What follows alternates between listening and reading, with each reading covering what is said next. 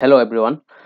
Reading পড়ে বুঝতে পারা মানে রিডিং পড়ে বুঝতে পারেন না অনেকেই সমস্যা হচ্ছে। তাও রিডিং পড়ে বুঝতে পারার জন্য আমরা এর আগে একটা ভিডিও দিয়েছি এবং আজকের ভিডিও হচ্ছে ভয়েস। সো রিডিং পড়ে বুঝতে পারার জন্য ভয়েস হচ্ছে খুবই গুরুত্বপূর্ণ একটা জিনিস।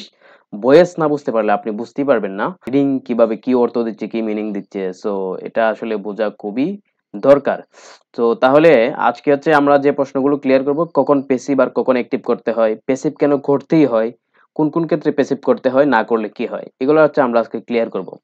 তো আসলে রিডিং বুঝতে ভয়েস ভালোভাবে জানা অনেক গুরুত্বপূর্ণ, কারণ অনেক সময় ইংরেজি বাক্য প্যাসিভ ভয়েস ব্যবহৃত হলে অর্থ ধরা কঠিন হয়ে পড়ে। বুঝতে পারছেন? যেমন এখানে দুইটা সেন্টেন্স দিয়েছি, খেয়াল করেন। আমরা জানি সবসময় এম ইজারের পরে ভার্বের সাথে আইএনজি হয়, ঠিক আছে? এই যে এখানে এম হচ্ছে বি ভার্ব, কিন্তু এইখানেও ইজ হচ্ছে বি ভার্ব। ওকে, এইখানে দেখেন এম এম এ মানে বি ভার্বের পরে কি হয়েছে, আহ, এখানে বি ভার্বের পরে বি3 হয়েছে, আর এখানে বি ভার্বের পরে ভার্বের সাথে আইএনজি হয়েছে। এটা আমরা জানি সবাই, কিন্তু এইটাও আমরা জানি, কিন্তু দেখেন এখানে বি ভার্বের পরে বি3 হয়েছে। সো এইটাই হচ্ছে আজকের, মানে আজকে হচ্ছে এই খেলাটাই খেলবো আমরা। সো চলেন সবকিছু ক্লিয়ার করার চেষ্টা করছি।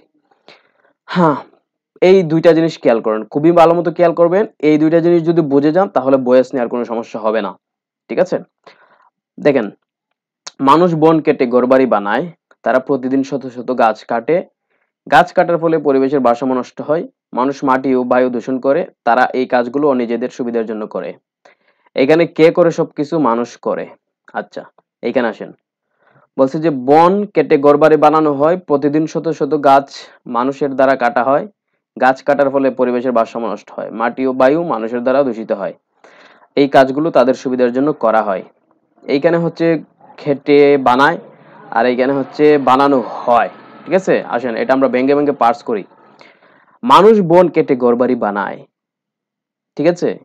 People cut down forest to build houses.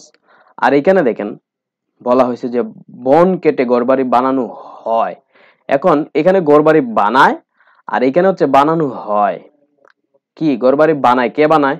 এই যে মানুষ বানায়। এখানে মানুষ ঘরবাড়ি বানায়, আর এখানে ঘর বানানো হয়। কে কে বানায়? এখানে কি আছে? উল্লেখ আছে কে বানায়? কে বানায় এখানে উল্লেখ নাই। এখানে বলছে যে ঘরবাড়ি বানানো হয়, আর এইখানে বলছে মানুষ বানায়, ঘরবাড়ি বানায়। তাহলে এইখানে কিন্তু যে বানায় সে আছে, আর এইখানে কে বানায় নাই। সেই জন্য এটা অ্যাক্টিভ আর এটা প্যাসিভ। আশা করছি করছি কিছুটা বুঝতে পারছেন। তাহলে এখানে people cut down forest to build houses, আর এখানে হচ্ছে বন কেটে ঘরবাড়ি বানানো হয়। এখন এইখানে সাবজেক্ট যেহেতু নাই, সেই জন্য অবজেক্টটাই সাবজেক্টে চলে আসবে। ঠিক আছে, কারণ এখানে বন কাটাটাকে আমরা প্রায়োরিটি, বনকে আমরা প্রায়োরিটি দিচ্ছি। So forest are cut down to build houses, এখানে বি ভার্ব ব্যবহৃত হয়েছে, বি ভার্বের পরে একটা বি3 ফর্ম ব্যবহার হয়েছে। মানে আপনারা জানেন যে কাটের বি3 ফর্ম কাটি। ওকে, বি3 ফর্ম বলতে পাস্ট পার্টিসিপল বোঝাচ্ছি, এটা আপনারা জানেন, আমরা এর আগের ভিডিওতে ক্লিয়ার করছি এবং আপনারা এগুলা জানেন, এগুলো চলে। তারা প্রতিদিন শত শত গাছ কাটে, আর এখানে বলছে প্রতিদিন শত শত গাছ কাটা হয়। আচ্ছা আসেন, এখানে গাছ কাটে আর এখানে গাছ কাটা হয়। এখানে গাছ কাটে আর এখানে গাছ কাটা হয়। এখানে গাছ কাটে হচ্ছে তারা, কিন্তু এখানে গাছ কাটা হয় কে কাটে এখানে নাই। বুঝতে পারছেন? তাহলে এইখানে they cut hundreds of trees everyday, এটা নিয়ে আমাদের কোনো সমস্যা নাই। কিন্তু এইখানে hundreds of trees are cut everyday, এইখানে সমস্যা হচ্ছে, এখানে সাবজেক্ট কোথাও খুঁজে পাবেন না আপনি। মানে কে কাজটা করে নাই। সো যে কাজ করে সে যদি এইভাবে না থাকে তাহলে তো সেটা প্যাসিভ হয়। বুঝতে পারছেন?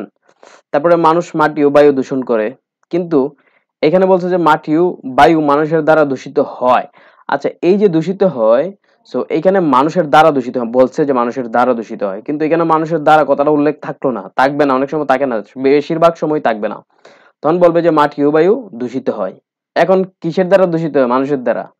সো যার দ্বারা দূষিত হয় সে চলে যাবে শেষের দিকে। ঠিক আছে, এখন দেখেন বলছে যে people pollute the soil and air, এটা কোনো সমস্যা নাই, সাবজেক্ট আছে, ভার্ব আছে, অবজেক্ট। আর এখানে সাবজেক্ট নাই। সো সাবজেক্ট না থাকলেই আমরা বি ভার্বের পরে বি3 বা পাস্ট পার্টিসিপল ব্যবহার করি। ঠিক আছে, এখন আসেন, অ্যাক্টিভ হলে সাবজেক্ট নিজে কাজ করবে, বলা থাকবে এভাবে যে সে কাজ করে।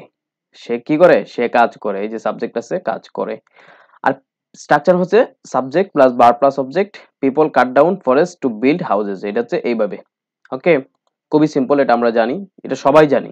কিন্তু সমস্যা হচ্ছে এইখানে পেসিভ হলে বলা থাকবে এভাবে যে কাজটি করা হয়, কে করে সেটা থাকবে না, কাজটি জাস্ট কাজটি করা হয়। আশা করছি আপনারা পেজটা ধরতে পারছেন। এখানে কে করছে তা উল্লেখ থাকবে না, অনেক সময় শেষের দিকে প্রিপোজিশনের পরে দেয়া থাকতে পারে এভাবে যে তার দ্বারা কাজটি করা হয়, এভাবে থাকতে পারে। ওকে, তবে অনেক সময় থাকবে না, অনেক সময় কি থাকবে না, স্ট্রাকচারটা হবে এরকম। নো সাবজেক্ট, এই যে বললাম না সাবজেক্ট থাকবে না, বি ভার্বের পর বি থ্রি। যেমন ফরেস্ট, ফরেস্ট। এখন অনেকে বলবে যে ফরেস্ট এটা তো সাবজেক্ট না ভার্বের আগে। না, এটা সাবজেক্ট না ভাই, এটা অবজেক্টটা সাবজেক্ট হিসেবে বসছে। ঠিক আছে, এখানে সাবজেক্ট, এটাকে আপনি সাবজেক্ট বলতে পারবেন না, কারণ সাবজেক্ট মানে যে কাজ করে, ভার্বকে কেন্দ্র করে যে কাজ করে, কাজ করার ক্ষমতা রাখে।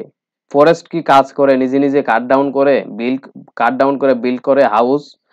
ফরেস্ট কি পারবে? না, এখানে ফরেস্টকে কাটা হয়, ফরেস্ট হচ্ছে এখানে অবজেক্ট। বুঝতে পারছেন? So forest are cut down to build houses. Okay, so আশা করি বুঝতে পারছেন, কাজটি করা হয় আর সে কাজ করে, এই জিনিসটা মনে রাখবেন। তারপর আসেন রিডিং বোঝার জন্য এনাফ, যতটুকু পড়ছেন এগুলো রিডিং পড়ার জন্য এনাফ।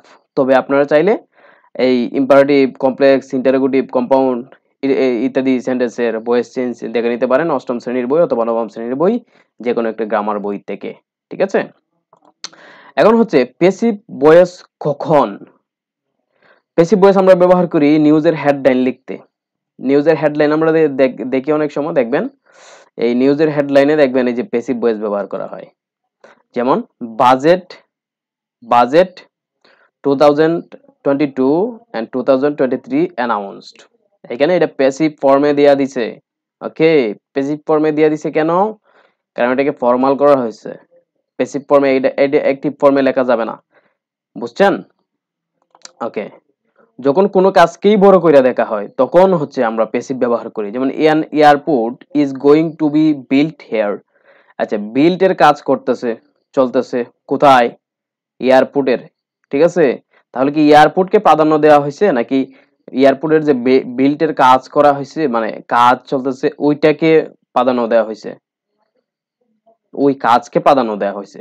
তাহলে যখন কোনো কাজকে বড় করে দেখা হয় তখন আমরা এইটা প্যাসিভ ব্যবহার করি। তারপর আমরা হচ্ছে ফর্মাল এক্সপ্রেশনের ক্ষেত্রে আমরা প্যাসিভ ব্যবহার করি। অ্যাক্টিভ ভয়েস কখন? যখন কোনো কাজের সাবজেক্ট অবজেক্ট উভয়ই আমাদের জানা, কিন্তু সাবজেক্টকে আমরা প্রাধান্য দিতে চাই, সাবজেক্টকে আমরা কি দিতে চাই? প্রাধান্য দিতে চাই, তখন আমরা অ্যাক্টিভ ভয়েস ব্যবহার করি। যেমন করিম কিল্ড এ বার্ড, করিম পাখিটিকে মেরে ফেললো।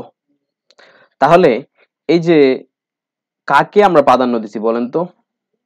কাকে আমরা প্রাধান্য দিছি? সাবজেক্টকে। কে মারলো? করিম মারলো। ঠিক আছে, এই যে সাবজেক্টকে আমরা প্রাধান্য দিছি। বুঝতে পারছেন? সো এই হচ্ছে আজকের ক্লাসের সবকিছু।